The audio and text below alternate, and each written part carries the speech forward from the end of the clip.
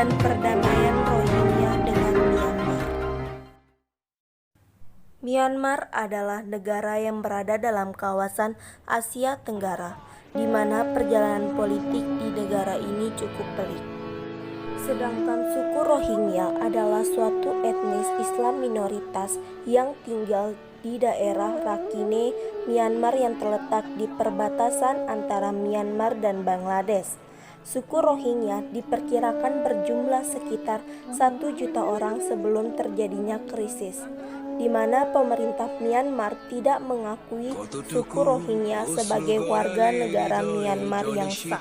Pemerintah Myanmar sejak 1982 menolak untuk menganggap suku Rohingya sebagai warga negara, sehingga membuat suku Rohingya tidak memiliki negara tempat tinggal.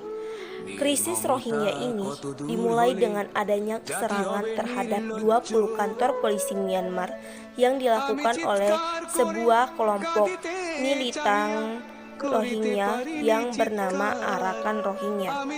Akhirnya terjadilah perselisihan antara Myanmar dan Rohingya yang menewaskan lebih dari 1.000 orang dari Rohingya, dan sisa di antaranya hidup dengan sengsara.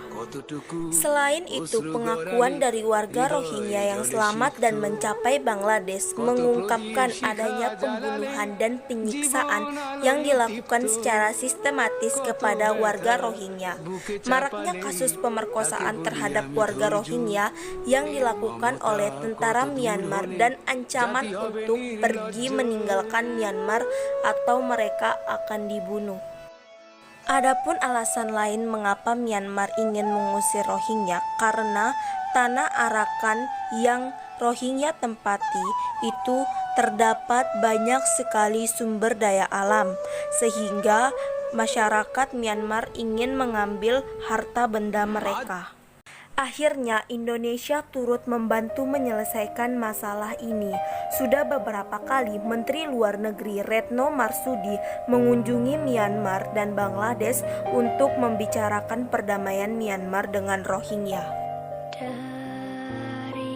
Menlu Retno menyampaikan usulan Indonesia yang disebut dengan Formula 4+1 untuk mengatasi krisis kemanusiaan di Myanmar.